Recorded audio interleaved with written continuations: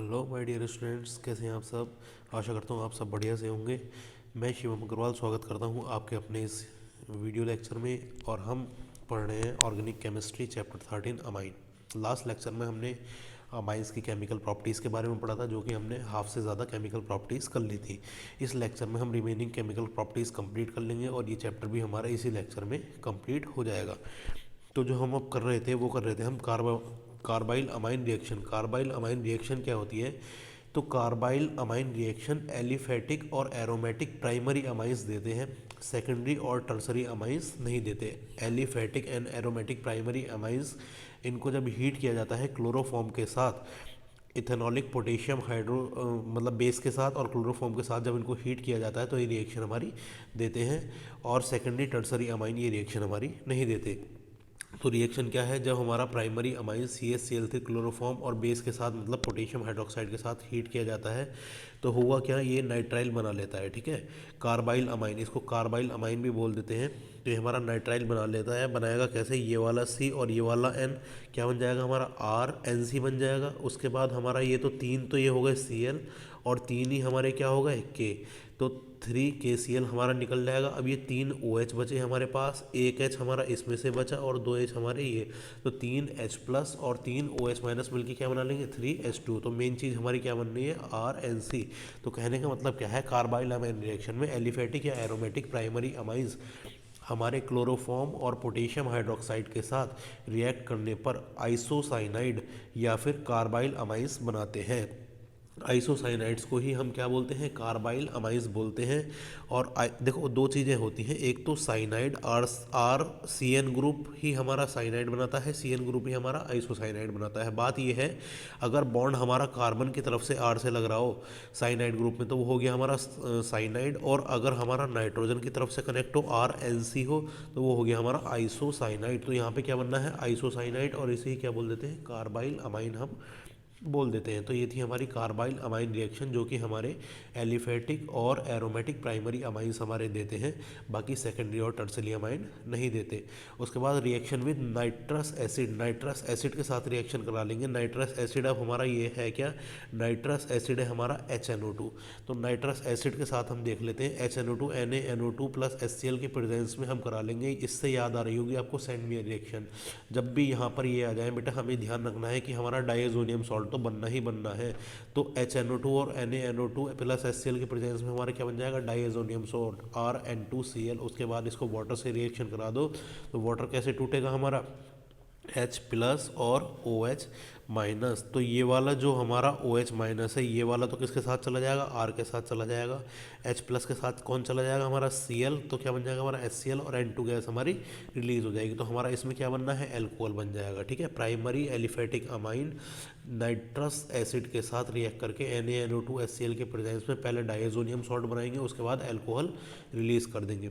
Aromatic amine का अगर हम देखें तो एरोमेटिक अमाइन भी हमारे आगे फर्दर रिएक्शन नहीं करते, लेकिन डायजोनियम सॉल्ट इसमें भी बनेगा। एरोमेटिक अमाइन C6H5NH2 क्या है बेटे? ये एनिलीन। NaNA2 तो 2HCl आ गया, तो जाहिर सी बात है N2Cl मतलब हमारा डायजोनियम सॉल्ट तो बन रही है। तो C6H5NH2 का क्या बन जाएगा? N2Cl और NaCl 2H2 ये साइड प्रोडक्ट में ऐसे ही रिलीज़ हो जाएंगे। तो हमारा ये इसमें बेंजीन तो ये हो गया, और N2Cl मतलब डायजोनियम सॉल्ट मतलब डाइजोनियम, इसके साथ Cl है तो क्लोराइड, तो बेंजीन डाइजोनियम क्लोराइड इसमें फॉर्म हो गया। सेकेंडरी टर्सरी अमाइन भी रिएक्ट करते हैं नाइट्राइट के नाइट्रस एसिड के साथ, लेकिन वो डिफरेंट मैनर में करते हैं, वो हमारे सिलेबस में नहीं है।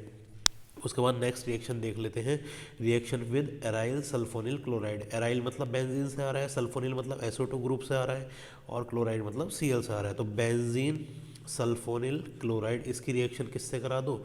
हमारी अमाइन से करा दो। C2H5NH2 इससे रिएक्शन करेंगे तो कैसे रिएक्शन होगी बेटे? तो ये देखिएगा HCl तो हमारा ऐसे ये निकल जाएगा, उसके बाद NH इस तरीके से अटैच हो जाएगा। यहाँ पे क्या बना लेगा? N से क्या अटैच है? इथाइल। ठीक है, और ये बेंजीन है, ये क्या है? सल्फोन, और ये क्या है? Amide NH2। तो क्या बन गया हमारा? N ethyl benzene sulphone amide, ये हमारा बन गया। और ये सॉल्युबल होता है एल्कली में। एल्कली में सॉल्युबल क्यों होता है ये? क्योंकि इससे जो हाइड्रोजन लगा हुआ है, ये एन से जो हाइड्रोजन लगा हुआ है, ये बहुत ज़्यादा एसिडिक है। कैसा है ये? बहुत ज़्यादा एसिडिक। अब हम एसिडिक क्यों कह रहे हैं? क्योंकि ये इसके बराबर में कौन सा ग्रुप है? SO2 ग्रुप, जो कि इलेक्ट्रॉन विड्रॉ करता है। इलेक्ट्रॉन विड्रॉ करेगा तो ये हाइड्रोजन आसानी से निकल जाएगा। आसानी मतलब इसने हाइड्रोजन आसानी से ले लिया तो क्या होगा? ये हमारा एल्कली में, बेस में सॉल्युबल होगा। ठीक है, तो इस एसिडिक हाइड्रोजन की वजह से बेस में स्ट्रांगली सॉल्युबल होता है। अच्छा, सेकेंडरी, ये तो थी हमारी प्राइमरी अमाइन के साथ C2H5NH2। अगर हम सेकेंडरी अमाइन के साथ रिएक्शन करें, सेकेंडरी अमाइन क्या है? यहाँ हाइड्रोजन की जगह क्या लगा देंगे हम? C2H5। ये लगा दिया हमने C2H5, तो रिएक्शन तो अभी भी होगी। HCl हमारा यहाँ से साइड प्रोडक्ट के रूप में निकल जाएगा और ये पूरा का पूरा इस तरीके से सल्फर से अटैच हो जाएगा। तो ये हमारा बन गया, क्या बना हमारा? N पे इथाइल, और N पे इथाइल तो क्या बोलेंगे इसको? NN di ethyl benzene sulphonamide. ठीक है, तो ये हमारा बन गया। उसके बाद देखिएगा, बात ये है कि ये जैसे हमारा इस वाले हाइड्रोजन की वजह से ये सॉल्युबल था एल्कली में, ये हमारा सॉल्युबल नहीं होगा एल्कली में। क्यों नहीं होगा? क्योंकि इसके पास एसिडिक हाइड्रोजन नहीं है, इस वजह से एल्कली में सॉल्युबल नहीं होगा। तो कहने का मतलब क्या है कि जो हमारा प्राइमरी अमाइन है वो तो रिएक्शन इसके साथ सल्फोनिल बेंजीन सल्फोनिल क्लोराइड के साथ रिएक्शन देगा और वो हमारा एल्कली में सॉल्युबल भी होगा। ठीक है, जो सेकेंडरी अमाइन है वो बेंजीन सल्फोनिल क्लोराइड के साथ रिएक्शन तो देगा लेकिन वो एल्कली में सॉल्युबल नहीं होगा। और टर्सरी अमाइन मतलब यहाँ पे भी C2H5 लगा दो, यहाँ पे भी C2H5 लगा दो। कहने का मतलब ये है H की जगह, इस वाले H की जगह C2H5 कर दो। अब यहाँ पे C2H5 आ गया तो HCl कैसे निकलेगा साइड प्रोडक्ट में? तो ये रिएक्शन इसका मतलब नहीं होगी। कि कहने का अब इसका मतलब क्या हुआ? समरी क्या निकल गई कि हमारा प्राइमरी इसके साथ रिएक्शन दे रहा है, सेकेंडरी भी इसके साथ रिएक्शन दे रहा है, लेकिन टर्सरी वाला रिएक्शन, टर्सरी अमाइन ये वाली रिएक्शन नहीं देगा, राइल सल्फोनिल क्लोराइड वाली। ठीक है, फिर प्राइमरी वाला जो हमारी रिएक्शन देगा उसका प्रोडक्ट हमारा एल्कली में सॉल्युबल होगा और सेकेंडरी वाले का प्रोडक्ट एल्कली में सॉल्युबल नहीं होगा क्योंकि उसमें एसिडिक हाइड्रोजन प्राइमरी की तरह प्रेजेंट नहीं है। और टर्सरी तो हमारी रिएक्शन दे ही नहीं रहा है। ठीक है, उसके बाद हम पढ़ लेते हैं, नेक्स्ट है हमारा electrophilic substitution reaction. Electrophilic substitution होता क्या है बेटे? इलेक्ट्रोफिलिक मतलब इलेक्ट्रो मतलब नेगेटिव, मतलब इलेक्ट्रॉन से बना है नेगेटिव, और फिलिक मतलब लविंग। तो नेगेटिव लविंग कौन सा होगा? पॉजिटिव, मतलब इलेक्ट्रोफाइल के ऊपर क्या होगा? Charge positive. तो इलेक्ट्रोफाइल ही क्या कर रहा होगा? सब्स्टिट्यूट कर रहा होगा। जो इलेक्ट्रोफाइल दूसरे इलेक्ट्रोफाइल को प्लस वाले को सब्स्टिट्यूट करता है उस रिएक्शन को क्या बोलेंगे हम? Electrophilic substitution reaction. इसमें हम पढ़ लेते हैं ब्रोमिनेशन। अब देखो, जो NH2 ग्रुप होता है बेटे वो होता है ऑर्थो और पैरा डायरेक्टिव, मतलब आने वाले ग्रुप को कहाँ पे डायरेक्ट करता है? ऑर्थो पोजीशन पे और पैरा पोजीशन पे। ऑर्थो पैरा एक बार मैं समझा देता हूँ आपको। ये हमारी बेंजीन रिंग है, सपोज करो कोई ये A ग्रुप है हमारा, यहाँ पे लग रहा है, तो इससे जो नेक्स्ट फर्स्ट पोजीशन होंगी वो होंगी हमारी ऑर्थो, वो होंगी हमारी ऑर्थो। इससे जो नेक्स्ट पोजीशन होंगी वो होंगी हमारी मेटा। कौन सी होंगी? मेटा। और इससे जो नेक्स्ट पोजीशन होगी वो होगी हमारी पैरा। तो इस तरीके से जो ग्रुप से नेक्स्ट टू पोजीशन वो ऑर्थो, उससे नेक्स्ट टू पोजीशन मेटा, उससे नेक्स्ट हमारी पोजीशन क्या होगी? पैरा। तो इस तरीके से हमारा ये जो ग्रुप होता है, कौन सा? NH2 ग्रुप, ये इलेक्ट्रॉन डोनेटिंग ग्रुप होता है। क्यों? क्योंकि नाइट्रोजन पे क्या होता है? Lone pair of electron donate करता है। तो जितने भी इलेक्ट्रॉन डोनेटिंग ग्रुप होते हैं वो आने वाले ग्रुप को कहाँ पे डायरेक्ट करते हैं? ऑर्थो पर और पैरा पे डायरेक्ट करते हैं। तो इसलिए NH2 ग्रुप भी हमारा क्या होगा? ऑर्थो और पैरा डायरेक्टिंग ग्रुप होगा। ठीक है, पावरफुल एक्टिवेटिंग ग्रुप है ये। अगर इसका ब्रोमिनेशन हम देखें तो अगर इसका डायरेक्ट ब्रोमिनेशन करा दोगे तो ब्रोमीन वाटर में डायरेक्ट रिएक्ट करके ये जो है हमारा ये 2,4,6 ट्राई ब्रोमो एनिलीन दे देगा, मतलब 2 पर 4 पर और 6 पर ट्राई ब्रोमो एनिलीन ये हमारा दे देगा। लेकिन अगर हमें चाहिए सेपरेट प्रोडक्ट की, मतलब हमें तो भाई सिर्फ पैरा पे ब्रोमीन चाहिए, ऑर्थो पर ब्रोमीन नहीं चाहिए, तो उसके लिए हमें क्या कराना पड़ेगा? ये जो NH2 ग्रुप है जो कि ऑर्थो और पैरा दोनों वाला प्रोडक्ट दे रहा है, इसको क्या कराना पड़ेगा? हमें प्रोटेक्ट कराना पड़ेगा। NH2 ग्रुप को प्रोटेक्ट कराना पड़ेगा। प्रोटेक्ट मतलब जितना ही एक्टिवेट है इसको थोड़ा सा डीएक्टिवेट कर दो जिससे केवल ये पैरा प्रोडक्ट बना पाए, ऑर्थो वाला प्रोडक्ट ना बना पाए। तो प्रोटेक्ट किससे कराएंगे? एनहाइड्राइड से प्रोटेक्ट करा देंगे pyridine बेस की प्रेजेंस में। तो एनहाइड्राइड क्या करेगा? इससे रिएक्शन कर लेगा।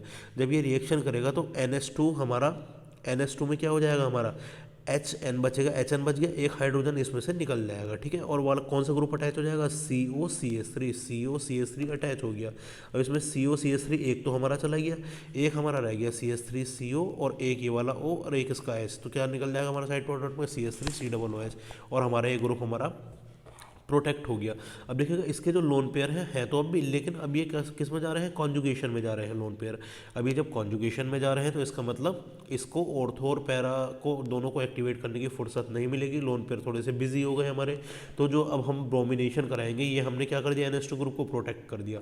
अब जो ब्रोमिनेशन हम करा रहे हैं तो ब्रोमिनेशन हमारा मेजर प्रोडक्ट क्या देगा, पैरा वाला प्रोडक्ट देगा। उसके बाद इसको क्या करा, जो हमने प्रोडक्ट करा था डीप्रोटोनेशन करा दो, डीप्रोटेक्शन करा दो। इसकी डीप्रोटेक्शन किससे, ये तो बेस से कराते हैं या एसिड से कराएंगे, वापस से हमारा क्या ग्रुप बन जाएगा, NH2 बन जाएगा। ठीक है, तो हमारा क्या मिल गया, 4 ब्रोमो एनिलीन। इसमें कहीं ऑर्थो पे तो नहीं मिला, हमें ऑर्थो पे नहीं मिला, केवल पैरा वाला मिला है। तो अगर केवल पैरा वाला चाहिए तो उसको क्या कराना पड़ेगा, हमें प्रोटेक्ट कराना पड़ेगा एनहाइड्राइड से। ठीक है, तो ये वही लिखा है जो हम एनहाइड्राइड से प्रोटेक्ट कराएंगे इसको।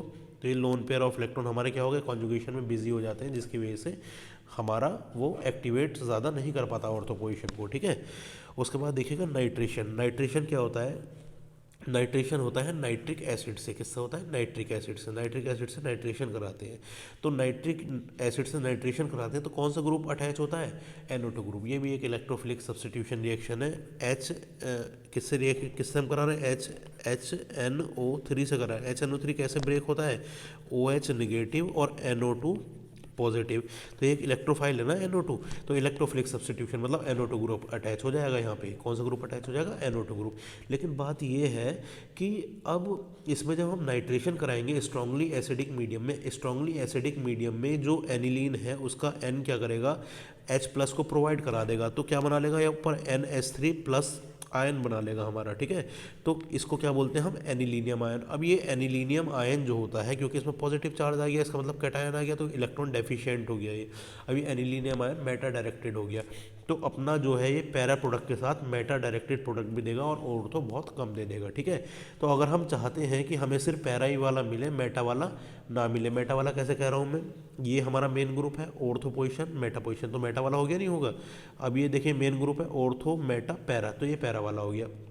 पैरा वाला 51% मिल रहा है और ये मेटा वाला 47% मिल रहा है, ऑर्थो वाला केवल 2% मिल रहा है। अब हम चाह रहे हैं कि भाई हमारा जो मेजर प्रोडक्ट है वो यही मिले, मेटा वाला हमें ना मिले। और मेटा वाला मिल किसकी वजह से रहा है, इस NH2 की वजह से मिल रहा है, क्योंकि एसिडिक मीडियम में H+ से मिल करके एनिलीनियम आयन बना रहा है जो कि मेटा डायरेक्टिंग होता है। तो इसको क्या कराना पड़ेगा, NH2 ग्रुप को हमें जैसे पहले प्रोटेक्ट कराया था वैसे ही प्रोटेक्ट इसको कराना पड़ेगा। CH3CO2 CO इसका होल ट्वाइस O, मतलब एनहाइड्राइड से pyridine बेस की प्रेजेंस में इसको प्रोटेक्ट करा देंगे, तो ये प्रोटेक्ट हो गया हमारा ग्रुप। अब हम HNO3 से रिएक्शन कराएंगे एसिड के प्रेजेंस में इतने टेम्परेचर पे, तो हमारा सिर्फ पैरा वाला मिलेगा। उसके बाद में फिर इसको डीप्रोटेक्ट करा दिया जैसे हमने पहले कराया था, तो वो वापस से NH2 में चेंज हो गया। तो इस तरीके से हम इन रिएक्शंस को करते हैं। ठीक है, प्रोटेक्शन डी प्रोटेक्शन काफ़ी इंपॉर्टेंट है, आ जाता है, और ये कन्वर्जन में भी पूछ लेते हैं। ठीक है, अब देखिएगा सल्फोनेशन। सल्फोनेशन क्या होता है, हमारा सल्फ्यूरिक एसिड से रिएक्शन कराना। तो सल्फोनेशन इसका करा दो, क्या हो जाएगा हमारा सल्फ्यूरिक एसिड H+ और HSO4 माइनस में टूटता है। H+ जो है हमारा ये इलेक्ट्रॉन जो है lone pair of electron H+ को मिल जाएंगे, तो यहाँ पे इसके NH3 के साथ चिपक जाएगा प्लस में, और HSO4 भी यहाँ पे माइनस में चिपक जाएगा। इसके बाद इसको फर्दर हीट करेंगे तो हमारा क्या होगा, ये जो HSO4 है यहाँ पे आके HSO3 हमारा मतलब इलेक्ट्रोफिलिक सब्स्टिट्यूशन यहाँ पे हो जाएगा। इस तरीके से हमारा ये तो NH2 वैसे के वैसे ही रहेगा, और हमारा SO3 यहाँ पर इलेक्ट्रोफिलिक सब्स्टिट्यूशन में ये सल्फोनिलिक एसिड बना लेगा। अब ये ज्विटर आयन भी फॉर्म करता है, क्यों, क्योंकि ये हमारा क्या है, लोन पेयर ऑफ इलेक्ट्रॉन, और यहाँ पे H जो है ये वाला एसिडिक है, ये इसको दे देगा तो इस पर आ जाएगा पॉजिटिव, और ये NH2 का क्या हो जाएगा, NH3 हो जाएगा, और ये SO3 नेगेटिव, क्योंकि इससे H चला गया। तो ज्विटर आयन क्या होता है, एक ही कंपाउंड में प्लस और माइनस दोनों हो तो उसको क्या बोलते हैं हम, ज्विटर आयन बोलते हैं। इतनी बात समझ में आई। ठीक है, अभी देखो इससे कैसे बना, NH3 से हमारा NH2 रह गया, यहाँ पे H2SO4, H2SO4 में से हमारा SO3H, H2SO4 में से क्या रह गया हमारा SO3H ही तो लगाया हमने यहाँ पे। ठीक है, तो SO3 और H, तो इसका मतलब इसमें क्या बचा, OH बचा, और किसको रिप्लेस करा होगा, यहाँ वाले हाइड्रोजन को रिप्लेस करा होगा, तो H और OH मिलकर क्या बना, H2O। तो इस तरीके से यहाँ H2O निकल के क्या बना, ये SO3H। ये भी एक तरीके का क्या है, ये इलेक्ट्रोफिलिक सब्स्टिट्यूशन रिएक्शन। अब एनिलीन जो है फ्रीडल क्राफ्ट रिएक्शन नहीं देते। फ्रीडल क्राफ्ट दो बताई थी नहीं आपको, एल्काइलेशन और एसाइलेशन, वो हमारा फ्रीडल क्राफ्ट रिएक्शन नहीं देते। क्यों, क्योंकि उसमें सॉल्ट फॉर्म हो जाता है एल्यूमिनियम क्लोराइड के साथ। The Lewis basis which is use as a catalyst. Friedel Craft reaction में हम AlCl3 से AlCl3 का होना ज़रूरी था, जब भी तो उसको फ्रीडल क्राफ्ट रिएक्शन मान रहे थे, तो इसके साथ हमारा सॉल्ट फॉर्मेशन हो जाता है, क्योंकि ये लुईस बेस की तरह वर्क करता है, इस वजह से फ्रीडल क्राफ्ट रिएक्शन नहीं देते हैं। ठीक है, उसके बाद ये हमारी लास्ट रिएक्शन थी। इसके बाद हमारा आ गया डाइज़ोनियम सॉल्ट। ये डाइज़ोनियम सॉल्ट आपका सिलेबस से पूरा का पूरा रिमूव हो चुका है। तो एक तरीके से हमने अमाइंस चैप्टर पूरा का पूरा बढ़िया तरीके से 4-5 लेक्चर्स में बिल्कुल फिनिश कर लिया है। आशा करता हूँ आपको बहुत बढ़िया तरीके से ये चैप्टर समझ में आया होगा।